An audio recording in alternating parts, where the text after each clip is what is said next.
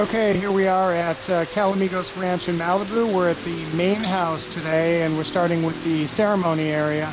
The main house is right up through here, so after ceremony they'll head up through those doors to reception, and the valet parking is just down over that bridge. Ceremony will be right up top here. The DJ setup is usually in the corner. I'll show you that in a moment. Just a note, the venue does provide a system just for a microphone, which you can see back there. It's a much smaller system. It's designed just for vocals. So for instance, if you have a string quartet and you only need a microphone for the officiant and the vows, that will work fine. But they come with these smaller speakers. They're smaller drivers, so they pop and crackle if you put a lot of heavy music through them, or even moderate music. So for today we brought our system. We're running the JBL Eons, which have a bigger driver and a little bit deeper, richer sound. And the officiant today is using a lavalier, a clip-on mic, so that's why there's no stand over here. But as a backup, we have their mic, and also if the bride and groom want to grab it for vows.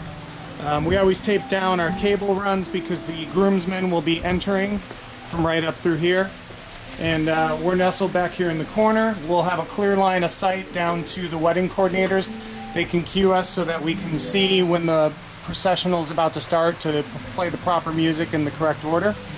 And our ceremony setup is a DJ system and a mixer, and we always bring a backup CD player, and I burn all the ceremony tracks to backup CD, so if something were to happen with the laptop, we could just flip over to the CD and keep the music going. And that's it. That's our setup here at Calamigos Ranch in Malibu at the main house. All right, we're here at Calamigos Ranch in Malibu. We're in the main house, and this is the area that will be cocktail and dancing. Sometimes if it's a really large group, there's another room through the door that gentleman's walking in that can be used for cocktail as well.